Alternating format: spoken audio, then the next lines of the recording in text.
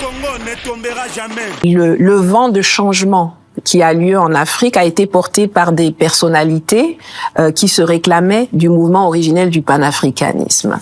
Mais on voit aussi apparaître des gens qui portent cette étiquette, on voit des chefs d'État qui font tout le contraire des objectifs du panafricanisme et qui viennent se prétendre panafricanistes parce que ils savent que la masse de la population, la grande majorité de la population se réclame de ce courant. Pour que la voix du continent africain soit entendue sur la scène internationale? Il faudrait une unité.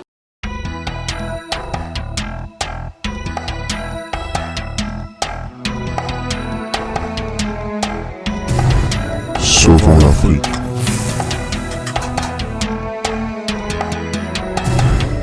Sauvons l'Afrique. Nous avons Kémy Séba, nous avons Nathalie Yamb et d'autres panafricanistes qui ont accepté l'invitation pour participer au sommet de la Russie. Parce que nous le savons, ce sommet parle de l'Afrique. Pourquoi l'Afrique? Parce que l'Afrique, c'est le berceau de l'humanité. Bonjour, c'est votre frère Neville Toko. Je suis sûr et certain que vous savez comment est-ce que la politique aujourd'hui n'est pas facile à jouer. C'est un terrain tellement glissant. Si tu ne sais pas jouer, tu resteras toujours par terre. Notre grande sœur Nathalie Yamb, elle avait participé à ces grands sommets de la Russie, précisément à Moscou, tête à tête avec le président Vladimir Poutine. Mais elle a été reçue par un confrère journaliste. Mais elle a dévoilé des secrets pas faciles à supporter. Je vous assure, l'Europe est en train de perdre l'Afrique à petit feu. Aussi longtemps la politique de Macron va régner au-dessus des présidents africains, il y aura d'autres grands et leaders charismatiques africains ou africaines qui vont prendre de relève et diriger ces pays au souci de leur peuple. Suivons la vidéo, notre sœur Nathalie Yamb, et on va revenir après.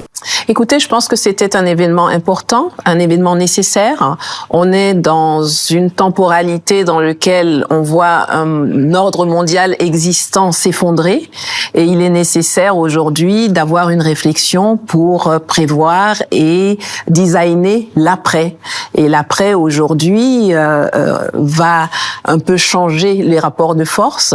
On a vu une affluence très notable à ce forum. Il y avait plus de 130 délégations. Beaucoup de participants. Oui, qui venaient de partout, voilà, et qui se projettent, qui ont échangé, qui ont débattu, qui se sont exprimés pour mettre en place un cadre architectural qui va refléter la géopolitique actuelle, qui n'est plus celle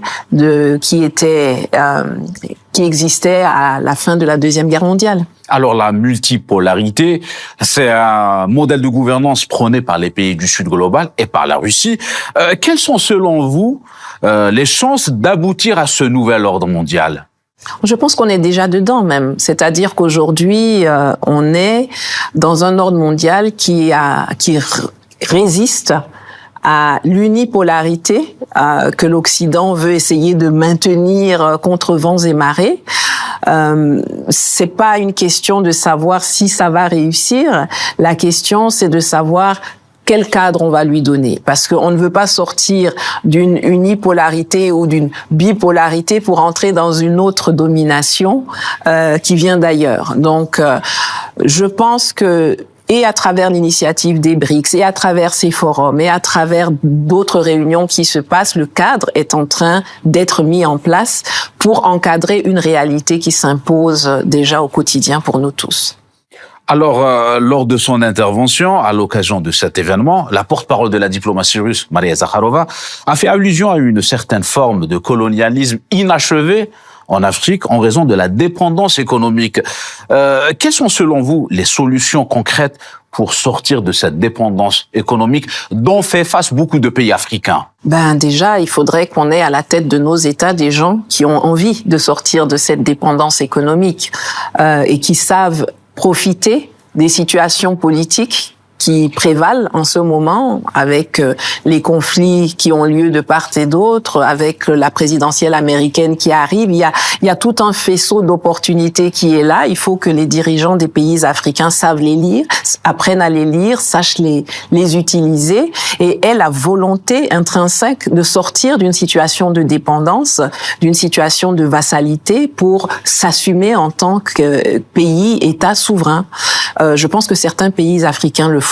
On a l'exemple du Sahel, où 3 pays ont décidé, cette fois-ci, de sortir de la dépendance, de sortir de la colonisation entretenue à dessein par l'ex et le toujours, enfin là il a été éjecté, mais le colonisateur qui a maintenu des armées affaiblies, qui ne les a pas formées, qui ne les a pas équipées, qui maintient une monnaie coloniale, qui maintient des institutions régionales qui sont à sa solde. Et aujourd'hui, c'est systématiquement en train d'être déconstruit et il faut que chacun le fasse dans sa région, dans son écosystème. Et je pense qu'il y a une très grosse volonté pour cela. Moi, j'ai assisté au sommet des BRICS à Johannesburg au mois d'août et j'ai vu qu'il y avait énormément de pays qui étaient intéressés, qui ont participé au BRICS+. Oui, alors pardon de vous interrompre. Alors en parlant du sommet des BRICS et le projet des BRICS, oui. Quelles sont les chances pour les pays africains d'adhérer à cette institution?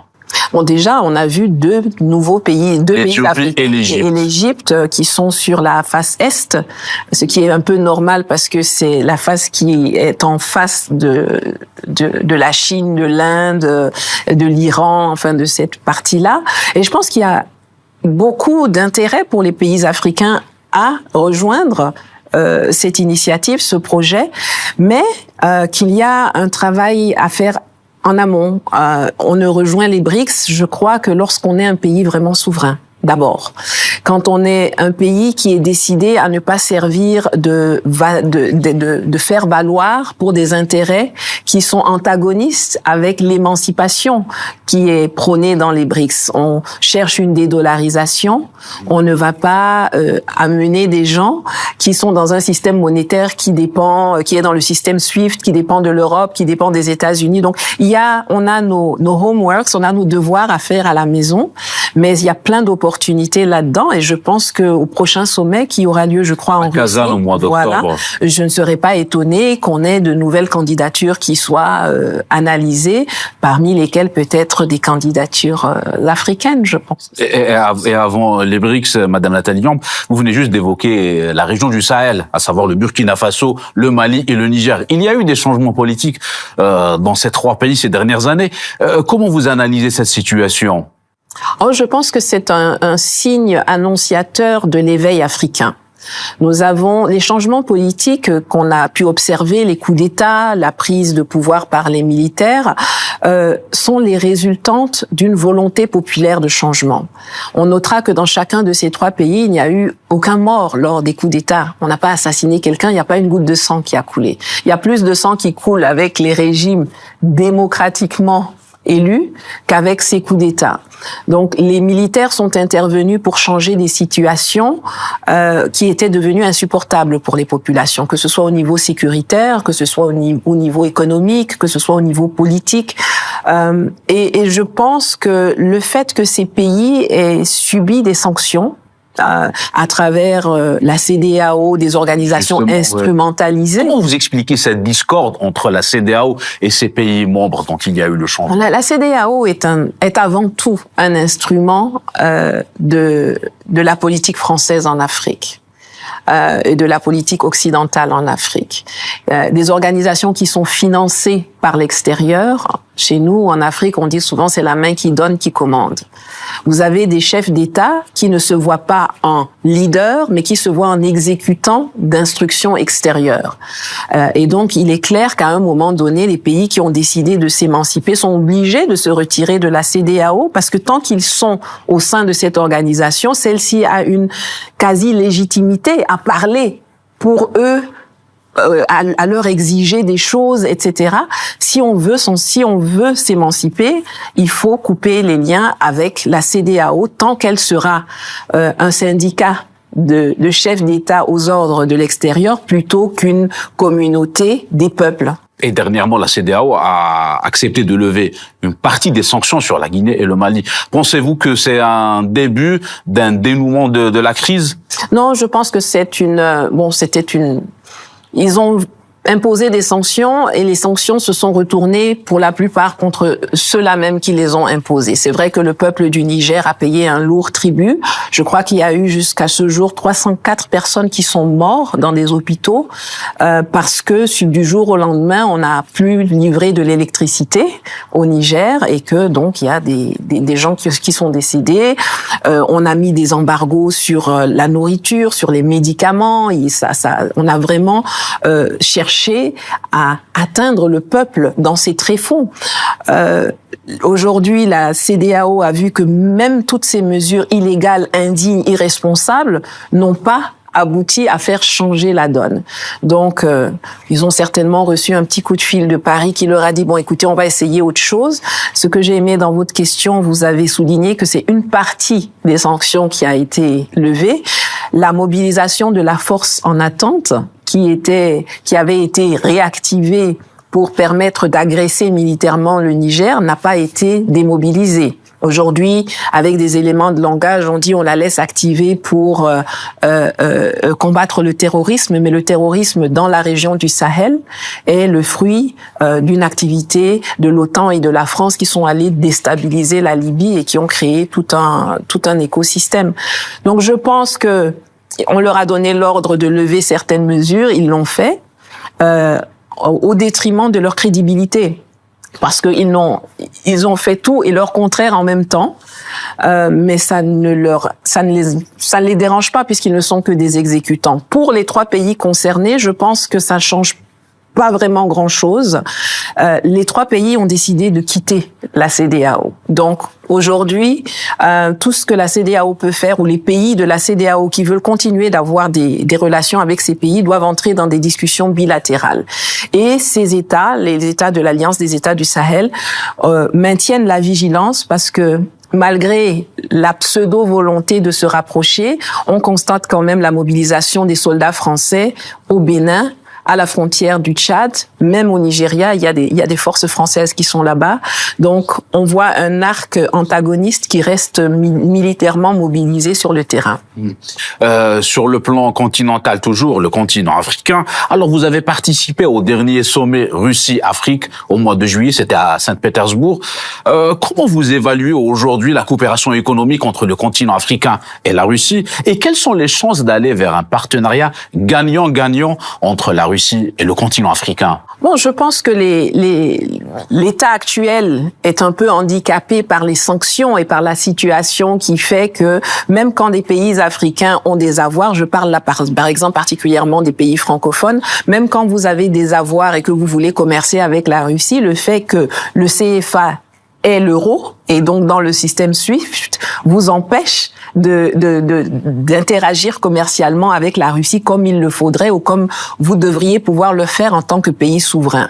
Mais ça, c'est un handicap momentané qui va se terminer soit avec la fin du conflit et de l'opération militaire spéciale qui est en cours, soit parce que il y aura des alternatives qui vont être proposées aux pays et que ces pays vont retrouver.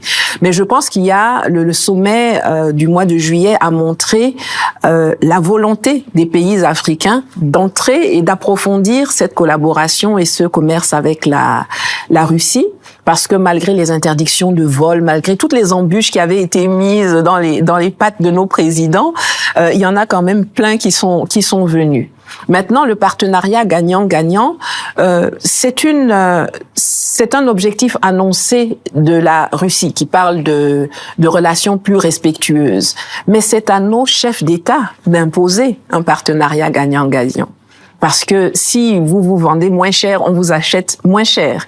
Mais ce qu'on est en train de voir, notamment du côté du Sahel, nous montre que il y a déjà des chefs d'État qui ont compris et que en face il y a un pays, la Russie, qui a aussi compris que voilà, le gagnant-gagnant, c'est pas 90% pour nous et 10% pour les propriétaires des ressources, mais qu'il faut avoir des répartitions équilibrées.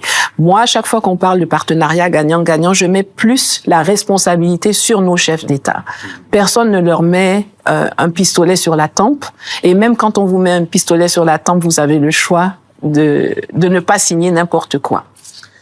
Et sur un autre sujet, le panafricanisme, ce mouvement continental qui existe en Afrique depuis plusieurs décennies déjà. Aujourd'hui, Madame Nathalie Yamb, en 2024, qu'est-ce qui a changé dans ce mouvement? Alors, est-il toujours d'actualité dans sa première forme? Aujourd'hui, le panafricanisme est un terme que l'on retrouve dans tellement de bouches qu'on peut se poser la question de savoir si c'est pas un élément de mode ou pas. C'est-à-dire que le vent de changement qui a lieu en Afrique a été porté par des personnalités qui se réclamaient du mouvement originel du panafricanisme. Mais on voit aussi apparaître des gens qui portent cette étiquette. On voit des chefs d'État qui font tout le contraire des objectifs du panafricanisme et qui viennent se prétendre panafricanistes parce que ils savent que la masse de la population, la grande majorité de la population se réclame de ce courant. Nous avons aujourd'hui la nécessité peut-être de redéfinir le panafricanisme, de rappeler aux gens que le panafricanisme, c'est pas de dire je vais porter un boubou africain et puis je me mets devant un micro, je dis je suis panafricaniste parce que j'ai des tresses ou que j'ai un boubou africain. Il y a des objectifs politiques, il y a des objectifs d'intégration, il y a des objectifs de réaffirmation de soi, d'autodétermination, et c'est quand vous les réalisez que vous pouvez vous prétendre panafricain, ou c'est quand vous luttez pour ça que vous pouvez vous prétendre panafricain. Et comment vous évaluez la conscience panafricaniste parmi la nouvelle génération des jeunes Africains? Il y a une grosse volonté, et d'ailleurs c'est ce qui fait bouger les choses. Si vous entendez aujourd'hui des chefs d'État de la France-Afrique se prétendre panafricains, c'est parce qu'ils se rendent bien compte que la plus grosse majorité de la jeunesse africaine, et on sait qu'en Afrique la jeunesse représente 75% de la population, aspire à vivre et selon les préceptes du panafricanisme. Ils aspirent à de l'autodétermination, à de l'émancipation, à une souveraineté assumée. Ils aspirent à retrouver des valeurs qui sont souvent dévoyées aujourd'hui. Ils aspirent à vivre en paix et à une prospérité économique qui leur est déniée depuis trop longtemps. On oublie souvent de rappeler que le panafricanisme est né en fait dans la diaspora. Il a commencé dans la diaspora pour être reprise après avec Nkrumah sur le continent. Aujourd'hui, c'est le continent qui essaye de se battre pour s'autodéterminer et être un soutien à la diaspora. Mais je pense que ici, sur le continent africain ou ailleurs, la majeure partie de la jeunesse se reconnaît. Et quels sont les nouveaux défis du panafricanisme aujourd'hui? Déjà, premièrement, l'infiltration, parce qu'on est dans une lutte. Le panafricanisme aujourd'hui est dans un combat et il y a des gens qui se prétendent panafricanistes mais qui sont en fait qui essayent de freiner. Vous savez que c'est comme quand vous voulez construire une maison, vous faites une rangée avec vos parfums et puis la nuit il y a quelqu'un qui vient tout détruire et puis chaque matin. Donc il y a ça. Et puis il y a le fait que le panafricanisme dans la masse c'est bien, mais c'est encore mieux quand les dirigeants politiques l'incarnent et le pratiquent. On le voit au Mali, on le voit au Burkina, on le voit au Niger. Ça va pérenniser le mouvement, mais on a beaucoup de gens qui se prétendent panafricanistes, mais qui, quand ils sont dans des positions de décision, continuent de se comporter en vassal des intérêts étrangers. Donc ça, il faut que ça change. C'est un très grand défi, avoir une classe politique qui soit à la hauteur des espérances et du combat panafricaniste. Et concernant toujours les questions africaines, mais cette fois-ci sur un plan plus international, sur un plan géopolitique, plusieurs voix appellent à un élargissement du Conseil de sécurité des Nations Unies, au-delà des 5 membres permanents. Y a-t-il une chance aujourd'hui de voir un pays africain comme membre permanent au sein du Conseil de sécurité de l'ONU? J'espère qu'il n'y en a pas. Le Conseil de sécurité de l'ONU est une des constructions qui découlent de l'ordre unipolaire que nous combattons. il a été créé à la fin de la Seconde Guerre mondiale, en fait, pour maintenir un statu quo qui mettait certains pays dans une position de vainqueur et les autres dans une position de vaincus ou bien de pays qui n'étaient même pas reconnus en tant que tels à l'époque parce qu'ils étaient des colonies. Pour moi, la construction du nouvel ordre multipolaire signifie que l'on doit sortir de ces institutions-là. On ne doit pas réformer le Conseil pour mettre un ou deux pays africains devant, alors que tout le reste de la construction reste calé à la sortie de la Deuxième Guerre mondiale. Pour moi, l'ONU, c'est fini. Pour moi, il faut créer autre chose et j'espère vraiment que... C'est quoi l'alternative? Il faut la penser, c'est le processus qui est en cours, qui est en réflexion aussi bien dans les BRICS que par les sociétés civiles, que par les forums comme ceux auxquels on a participé. C'est quelque chose qu'il faut penser, il faut recréer quelque chose. Vous pouvez pas... ajouter des rangées de parpaings à un édifice qui est penché et espérer que ça va tenir longtemps ou que ça va fonctionner. Le Conseil de sécurité, l'ONU, ont fait leur temps. Il faut refonder cela, il faut créer autre chose sur des bases nouvelles. Dans ces conditions, Madame Nathalie Yamb, sur la scène internationale, pour que la voix d'Afrique soit entendue, qu'est-ce qu'il faut pour que la voix d'Afrique, pour la voix du continent africain, pour que la voix du continent africain soit entendue sur la scène internationale? Il faudrait une unité, déjà, du continent africain. Il faudrait que des organisations comme l'Union africaine se comportent non pas comme des exécutants, non pas comme des accompagnateurs, mais comme des acteurs du changement que nous voulons. Aujourd'hui, nous allons à des réunions, nous allons à des sommets. Vous voyez, nos chefs d'État sont venus ici à Saint-Pétersbourg au mois de juillet.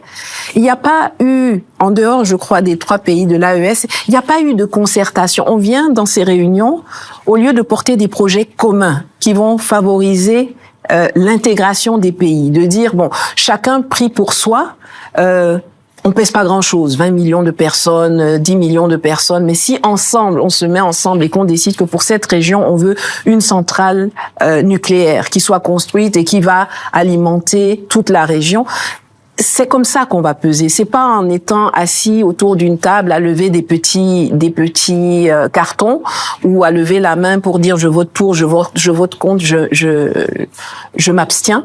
Mais c'est en s'unissant et en se montrant économiquement et politiquement souverain, exigeant vis-à-vis de nos partenaires et conscient des richesses que nous avons et que nous pouvons apporter sur la table de négociation.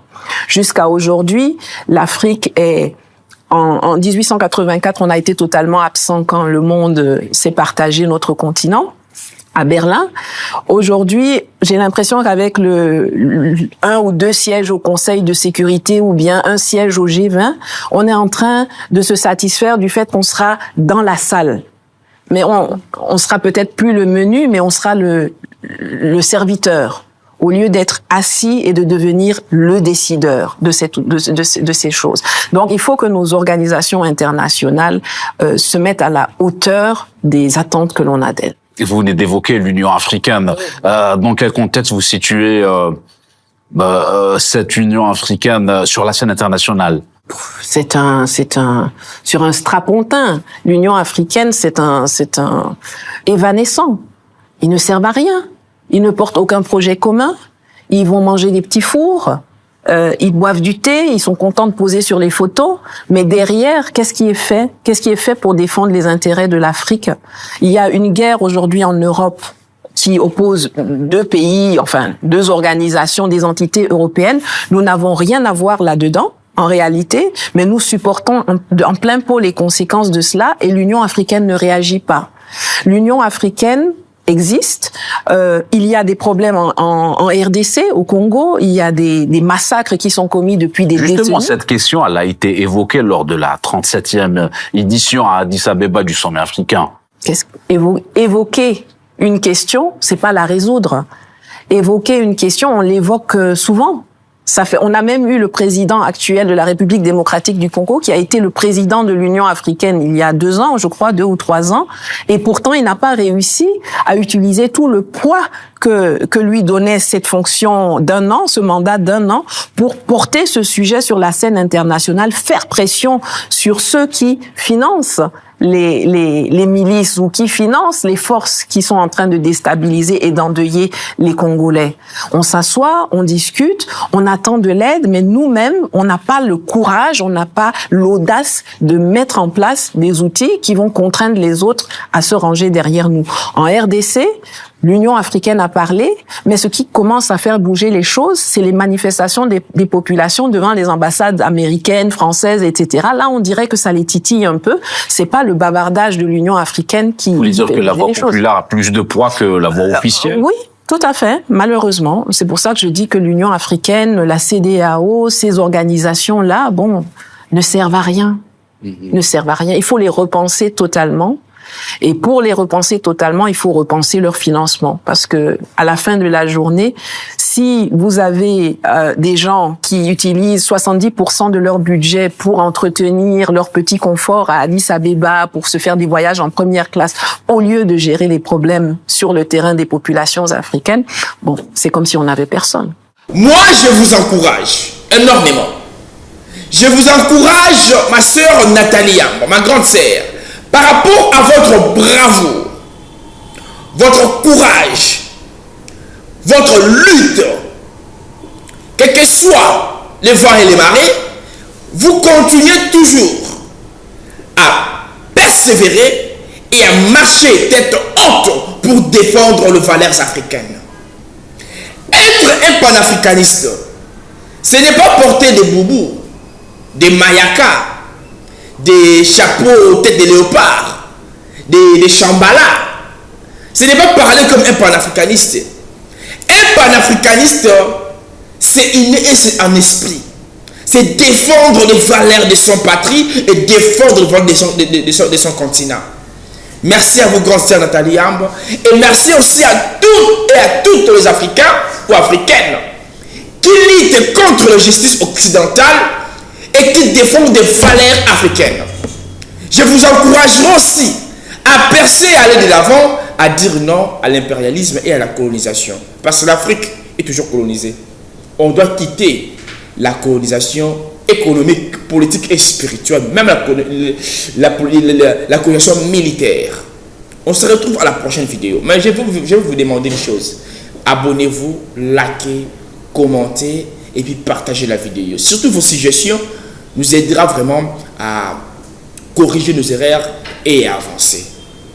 Et je vous aime bien partout vous êtes, au Mali, Burkina Faso, Afrique du Sud, Guinée-Conakry, Guinée-Bissau, Guinée équatoriale, Congo-Brazzaville, Bénin, Éthiopie, même en Europe, France, Belgique, partout vous nous suivez, Finlande, Angleterre, partout dont vous êtes, États-Unis, Canada, et partout Mexique, Guantanamo, Kuala Lumpur, partout vous êtes. Nous vous aimons de tout notre cœur. On se retrouve à la prochaine vidéo. Bye. Merci. Le Congo ne tombera jamais.